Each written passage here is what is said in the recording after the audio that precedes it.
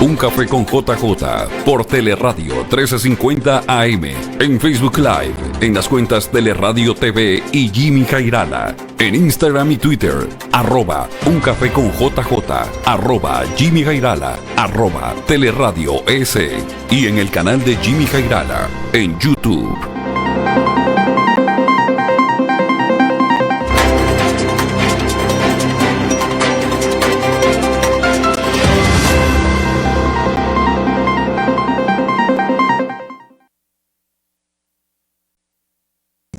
Bueno, está listo el entrevistado Esperancita Black, muy bien. Es el abogado Mauro Andino, especialista en temas electorales y parlamentarios. Nos viene muy bien la presencia del abogado Andino, que conoce a fondo estos temas. Le damos la bienvenida, abogado. ¿Sí me escucha bien? Perfectamente, ¿Sí Jimmy. Perfectamente, Jimmy. Muy buenos días y a las órdenes. Perfecto. A ver, algunas consultas en los temas que son su especialidad. El primero, ¿puede un contralor del Estado, abogado Andino, conminar al CNE, a los vocales, a que tomen tal o cual determinación, so pena de ser cesados en sus cargos o ser destituidos? Mire, Jimmy, para responder a esta interrogante hay que tener claridad sobre un aspecto que es fundamental. ¿De dónde nace la competencia y la atribución para que un órgano público pueda hacer algo en función de lo que le establece ahí en el contenido constitucional o en el marco legal? Y si uno lo aterriza en el artículo 219 de la Constitución de la República, uno puede encontrar en el numeral 8, que es función, atribución del Consejo Nacional Electoral, mantener el registro permanente de las organizaciones políticas y verificar los procesos de inscripción.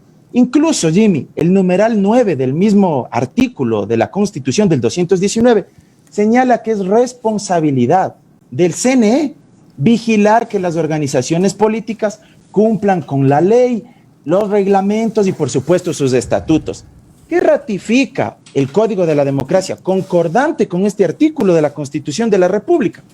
El Código de la Democracia señala con claridad, igual en el artículo 22, numeral 11, que es competencia del Consejo Nacional Electoral regular, tener a su cargo el Registro Nacional de Organizaciones Políticas, llevar adelante la gestión, el trámite para la obtención de la personería jurídica de una organización, sea un partido o sea un movimiento. Y adicionalmente, el artículo 23 del Código de la Democracia, y esto es muy importante, señala que los órganos de la función electoral tienen competencia privativa, y esta palabra es clave. O sea, tiene competencia privativa. Correcto, es una competencia que desplaza a cualquier otro órgano público de la posibilidad de que pueda intervenir o arrogarse algo que no le compete. Por eso le empezaba diciendo, Jimmy, y esto es importante que la ciudadanía conozca, las competencias nacen de la Constitución y la ley, porque la Constitución es el marco, el pacto político que regula hasta dónde puede establecerse el poder público, hasta dónde puede llegar sus alcances. Y por supuesto también lo limita. No es que aquí todo el mundo puede hacer lo que le da la gana o todos los órganos pueden hacer lo que quieran. Ahora bien, la lectura no debe ser solo jurídica, porque aquí también evidentemente se trata también de una circunstancia que tiene claras connotaciones políticas. Habría que preguntarse, entre otras cuestiones, si es que el caso fuera, en el supuesto no consentido, que la Contraloría tiene atribución, pongamos el supuesto no consentir, habría que preguntarse por qué la Contraloría hace este informe en relación a estas 4 organizaciones políticas. ¿Por qué sacó el informe analizando el ciclo o la línea del tiempo cuando lo hace en marzo de este año, me parece? Y después lo ratifica en junio, julio de este año. Pregunto yo, ¿la Contraloría habrá hecho el mismo examen a las 24 organizaciones políticas de carácter nacional? ¿Habrá hecho el mismo examen a las 298 organizaciones políticas que me parece estaban reconocidas hasta mediados del año pasado, organizaciones políticas que no solo incluyen a las de jurisdicción nacional, sino también movimientos regionales, provinciales, cantonales y hasta parroquiales? ¿O habrá hecho esto, con esto cierro, a la carta? Es decir, seleccionando a cuáles y en qué casos puntualmente reviso. Ya, abogado, lo que no es que me pongo en defensa de la Contraloría, sino que le digo lo que ha manifestado la Contraloría, que a estos cuatro movimientos políticos es que se les encontró esas supuestas faltas de adhesiones, muertos que habían presentado su adhesión, firmas irregulares, que fue solo a esas 4. Más bien diría yo que la pregunta va hacia, en pleno año electoral, ¿es factible, es legal, es legítimo que se haga una gestión como la que estamos hablando? Lo primero sobre esta pregunta válida que usted plantea, Jimmy, habría que repreguntarles a los señores de la Contraloría. Ya en la parte técnica, le he demostrado que constitucional y jurídicamente no tienen competencia. Más allá que algunos aduzcan el artículo 92 de la Ley Orgánica de la Contraloría, pero eso es muy discutible. En derecho no tienen competencia. Pero vamos incluso a la parte técnica, a la parte operativa. La Contraloría ha hecho esta revisión con grafólogos, tienen peritos. ¿Quién puede declarar judicialmente la validez de una firma? ¿Quién puede declarar que una firma es falseta, es trucha, para llamarlo coloquialmente? Únicamente un juez. Un juez en un proceso judicial puede declarar mediante un peritaje. ¿Y sabe cuánto se demora en promedio un peritaje para verificar si es que la firma es válida o no, si es que es auténtica a la de su ciudadano? Se demora en promedio entre 7 a 8 horas. Eso se demora. ¿Habrá hecho ese trabajo Contraloría? ¿Tendrá un software, un sistema informático similar o mejor que el del CNE, me pregunto yo, para escanear las fichas de afiliación, las fichas de adherentes permanentes, y que ese sistema informático le arroje como resultado técnicamente que esa firma o que esos datos no son falsos, o habrá sido solo una revisión manual? Ya. A ver, tengo una pregunta importante, por supuesto que Omar también le va a formular a usted algunas otras, pero quería saber, mire, hoy se está produciendo en el CNE, se va a producir, mejor dicho, un acto cuyo desenlace no se sabe a ciencia cierta, ¿no? Se supone que se va a plantear ante el CNE la posibilidad de que por la vía de un poder el expresidente Correa se pueda inscribir como candidato a la vicepresidencia. No obstante, el antecedente es que hay un reglamento que, al parecer, o a decir de su presidenta Diana Tamaint, lo impide. ¿Cómo ve usted las cosas desde el punto de vista jurídico? Olvidemos el político, porque es jurídico. Para hablar en derecho, permítame hacer un análisis desde lo macro a lo micro, una especie de teoría del embudo. ¿Ya? Lo de fondo aquí, sin restarle importancia al tema del poder, lo de fondo aquí no es si se puede o no se puede presentar o inscribir una candidatura con un poder. Eso es importante, por supuesto. Pero lo de fondo aquí es que partamos desde el marco general de los derechos humanos. Y el ejercicio de los derechos humanos, dentro de los cuales, por supuesto, están incorporados los derechos de participación política, se encuentran previstos en los instrumentos y tratados internacionales, en la Convención Americana de Derechos Humanos, para ser más específicos, del artículo 23, que habla de los derechos políticos, y por supuesto están contenidos en la Carta Suprema, en la Constitución de la República y en la Ley Orgánica Electoral, Código de la Democracia. Dicho esto y aterrizado en nuestro texto constitucional, y esto es muy importante que la gente conozca, ¿qué dice el artículo 61, numeral 1 de la Constitución? Que todos los ciudadanos ecuatorianos tenemos derecho a elegir y a ser elegidos. Pero ¿qué dice respecto del ejercicio de los derechos? Y mucho ojo con esto. El artículo 11, numerales 3, 4, 5, pero sobre todo el numeral 3 del artículo 11 de la Constitución, que para el ejercicio de los derechos no se exigirán más condiciones ni se establecerán más requisitos que los señalados en la Constitución y la ley. Pregunto entonces, y que la ciudadanía se interpele, cuestione, pregunto yo, revisada la Constitución y el Código de la Democracia, donde se establecen los requisitos para ser candidato de elección popular, ¿se establece en alguna parte que uno deba ir a aceptar ni siquiera la candidatura, mucho ojo con esto, sino la precandidatura ante un funcionario, con todo respeto, de mediano rango del Consejo Nacional Electoral, con nombre y apellido tal cual como han puesto en el artículo 9 de ese bendito reglamento, director nacional de organizaciones políticas, ubicado en las oficinas tales, en las calles tales del Consejo Nacional Electoral, poco más, y le piden al precandidato, porque aún no es la inscripción de la candidatura, porque eso se lo hace ante el Consejo Nacional Electoral en candidaturas nacionales, o ante las juntas provinciales electorales en candidaturas locales, poco más, y han planteado en el reglamento que los precandidatos tengan que ir a aceptar de forma personalísima para hacerle la veña a un funcionario de mediano rango del Consejo Nacional Electoral, para que él sacramente, o sea, es absurdo. Abogado, es decir, que de acuerdo a su criterio jurídico, y le doy paso a Omar, no debería existir ningún impedimento para que por la vía de un poder se genere pues la aceptación de la candidatura del señor Correa. En lo más mínimo, ese reglamento es inconstitucional, y quisiera agregar un par de cuestiones sobre esto brevemente. Ese reglamento es inconstitucional. Conozco incluso, no se ha difundido mucho por los medios de comunicación, que el Tribunal Contencioso Electoral ya ha elevado a consulta de la Corte Constitucional para que ejerza una especie de, o lo que se denomina, según la Ley de Garantías, control concreto de constitucionalidad, porque el Tribunal Contencioso Electoral interpreta que varias de las normas contenidas en este reglamento podrían estar proscribiendo, violando los derechos constitucionales.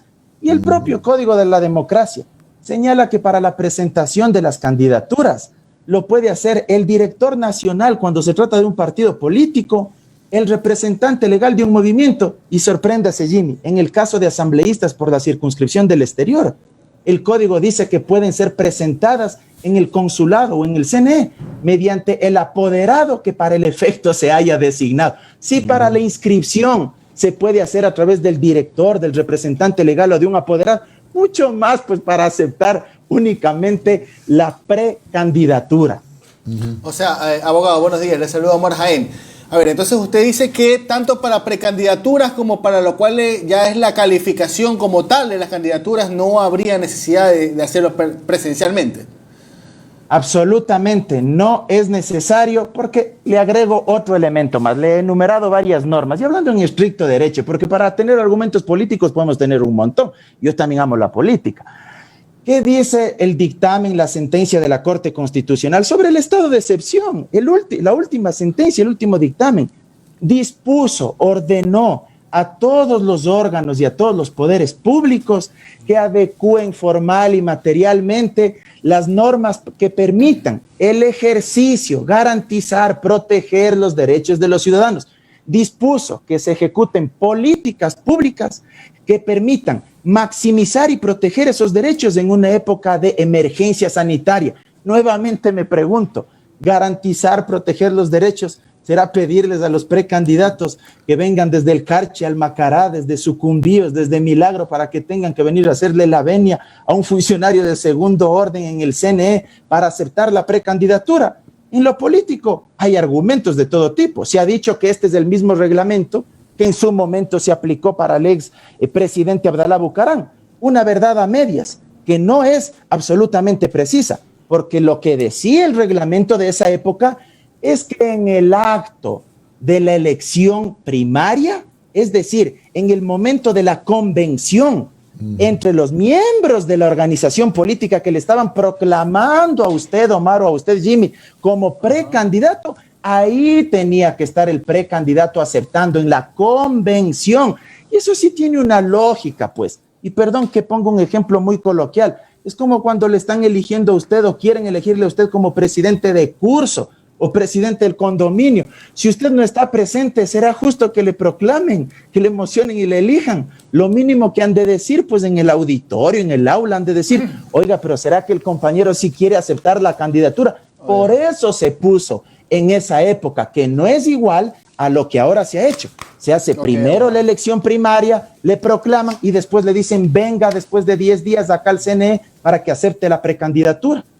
Oiga, abogado, ayer que se dio el pacto acá en San Borondón entre el movimiento Creo y el Partido Social Cristiano, renació este tema de la consulta popular propuesta por Jaime Nebot, que había estado un poco apaciguada, había estado bajo la sombra por el tema electoral. Ya hay sectores que lanzan los dados, ¿no? Muestran las cartas y dice que a lo mejor están intentando que en primera o en segunda vuelta se dé esa consulta popular. ¿Hay tiempo? ¿Los plazos están en sintonía con las intenciones quizás de estos sectores políticos de quizás realizar la consulta popular en febrero o en abril? Creo que es la segunda vuelta. ¿Ya? ¿Hay los tiempos, hay los plazos? Solo permítame una digresión, y ya que estamos hablando de temas electorales, le apuesto que con este pacto se acaban los conflictos políticos en el Consejo Nacional Electoral. Bueno, ya lo habíamos todos se van a alinear, así que eso le apuesto, todos van a estar alineaditos a partir de ahora. Solo como digresión. Respecto de la pregunta sobre la consulta popular, el artículo 104 de la Constitución de la República establece que cuando se trate de consultas de carácter nacional, se necesita recoger o contar con el respaldo mínimo de al menos el 5% de personas inscritas en el registro electoral correspondiente, es decir, a nivel nacional.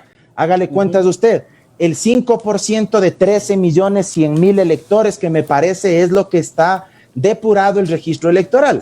Hágale la operación matemática, sabe el número de firmas que se necesitan. Pero antes de empezar a recoger esas firmas, se necesita cumplir con el control previo de constitucionalidad y que la Corte emita su dictamen de constitucionalidad para verificar, entre otras cosas, que las cuestiones que se van a preguntar al pueblo ecuatoriano o que se pretenden consultar no sean preguntas sugestivas, no sean preguntas inductivas, que sean subjetivas y que sean temas, por supuesto, que no transgredan el ejercicio de los derechos constitucionales. Dicho esto, para mí es muy complicado, muy complejo que esto se pueda cumplir, mucho más si estamos atravesando un estado de excepción, estamos viviendo una emergencia sanitaria. Y yo no sé si por el afán de la consulta popular van a salir a la plaza pública a recoger firmas en forma personal y van a generar también focos de contagio. Muy complejo que se llegue. Abogado, es decir, perdone que lo interrumpa a Omar y a usted, es decir, que normalmente si las cosas se dieran con el ritmo normal, no deberían dar los tiempos. No se olvide que vivimos en Ecuador, nomás digo. Ese es el tema de fondo, ¿no? Es decir, si se quieren hacer las cosas rápidamente, podrían llegar a presentar la consulta en primera o segunda vuelta. Podrían, creo yo, para la segunda vuelta electoral. Si es que se hacen las cosas absolutamente bien, en orden. Acuérdese usted que ha habido casos donde la Corte Constitucional ni siquiera a veces se ha pronunciado en los tiempos adecuados. Sí, me refiero básicamente a la ex Corte Constitucional. No siempre se respetan los tiempos o los plazos porque tiene que resolver sobre temas que no son estrictamente jurídicos, sino que terminan por templar, por aminorar el conflicto político que está subyacente ahí a ese evento jurídico. Oye, abogado, pero y el tema económico, porque ya hay un presupuesto establecido para las elecciones, porque hay que mandar a imprimir las papeletas de la consulta popular, por ejemplo. Y esos otros biombos.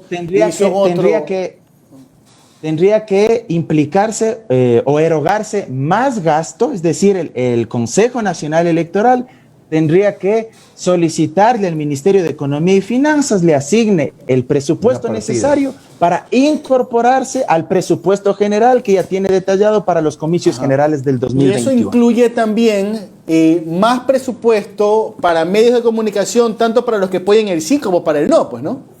Eso es otra parte de dinero. Omar, porque obviamente parte de la deliberación democrática y una de las garantías que debemos tener todos los ciudadanos cuando vamos a acudir a las urnas es que se nos informe pues, sobre lo que vamos a decidir. Dicho sea de paso, en vez de estar gastando el dinero en esto de la consulta, bien podrían gastar el dinero en informar a la ciudadanía que ahora ya no se va a elegir las listas de asambleístas entre listas, es decir, que ahora se elegirá mediante listas bloqueadas y cerradas. Sobre ese tema, por ejemplo, no sé cómo irán a hacer los en plancha. Oiga, no sé cómo irán a hacer los social cristianos y los de Creo en este tema, ¿no? Porque si usted lee el comunicado que mandaron ayer, dijeron que el binomio presidencial se compromete a hacer campaña por todas las listas de asambleístas de ambos partidos. Si es así, pues van a anular los votos y no van a llegar con un solo escaño a la Asamblea Nacional, porque no pueden pues ir a Guayas y votar por el escaño de los socialcristianos y por el escaño de los de Creo, ni pueden ir a Tungurahua y hacer lo mismo. Tendrán que cursar, hacer la línea en una sola de las dos listas. En lo político, ¿quién es el gran perdedor de esa alianza? Los socialcristianos, pues porque se quedan sin techo presidencial. Abogado, a ver, la última consulta, y sí, le pido una respuesta breve porque más adelante estaremos hablando, lo invitaremos seguramente para analizar a fondo algo que nos están pidiendo los televidentes y oyentes. ¿Cuál es básicamente la diferencia entre el método de Hunt y el método Webster, que es el que vamos a hacer ahora? Y si es verdad que con el método Webster se puede producir una especie de atomización en la Asamblea. Pregunta compleja para responderla en corto tiempo, pero lo intentaré. Aunque sea un flash informativo, Mander. A ver, el método de Hunt es un método de adjudicación de escaños que se basa en una operación matemática a través de divisores continuos. Es decir, se suma la totalidad de votos, ¿sí?, de la lista, digamos que tienen 100 votos, y los 100 votos se divide para 1, para 2, para 3, para 4, dependiendo el número de escaños a elegirse en esa jurisdicción. Si en esa jurisdicción, en ese distrito, en esa provincia, se eligen 4 asambleístas, los 100 votos se divide para 1, para 2, para 3, para 4. Es decir, es un método que dispersa menos, ¿sí? Hasta ahí la primera parte. ¿Cuál es el de Webster? El de Webster es un método, por eso se llama, o se piensa que fragmenta más, porque el monto total de los votos que gana la organización política se divide para divisores impares. Es decir, para 1, para 3, para 5, para 7. Y así sucesivamente. Si son 4 escaños de elegirse, se divide para 1, para 3, para 5 y para 7. Y esos resultados se van asignando de mayor a menor en el orden que han sido colocados dentro de la lista. El monto, el resultado mayor de los votos de esa operación matemática para el primero de la lista, el segundo resultado para el segundo y así consecutivamente.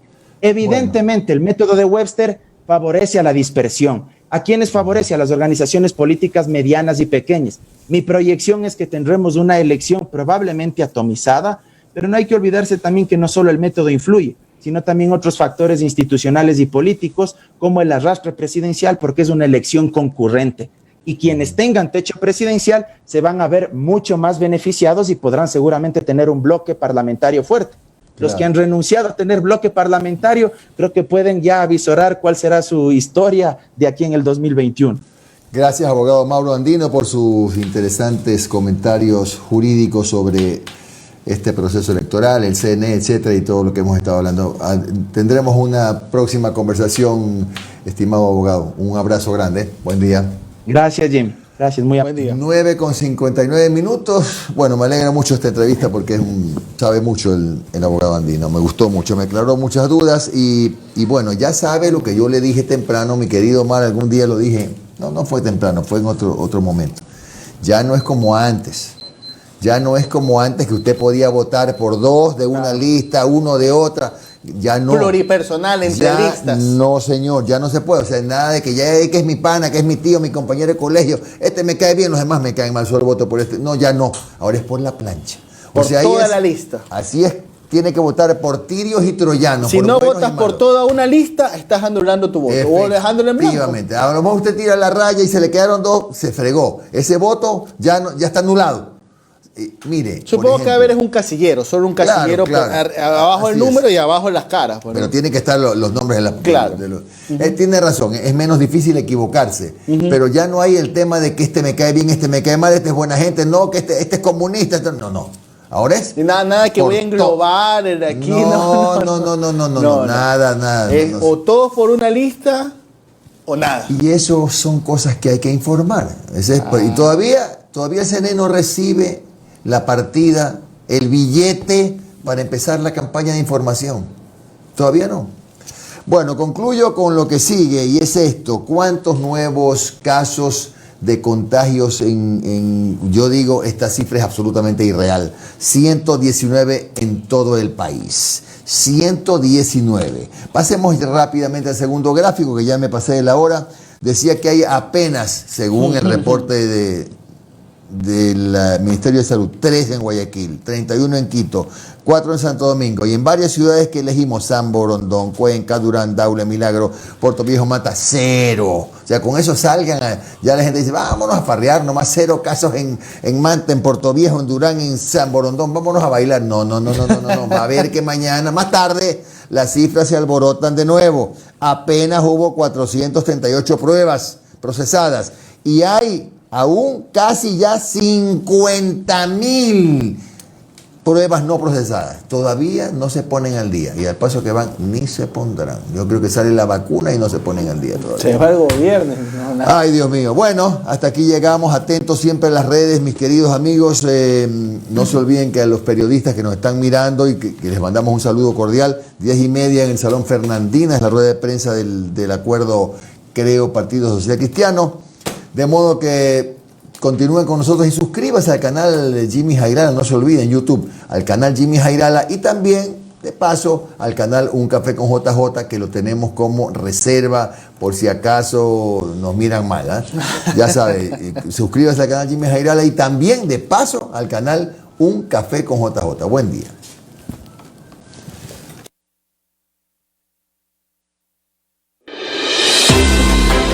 Un Café con JJ por Teleradio 1350 AM, en Facebook Live, en las cuentas Teleradio TV y Jimmy Jairala, en Instagram y Twitter, @Un Café con JJ, @Jimmy Jairala, @Teleradio S, y en el canal de Jimmy Jairala en YouTube.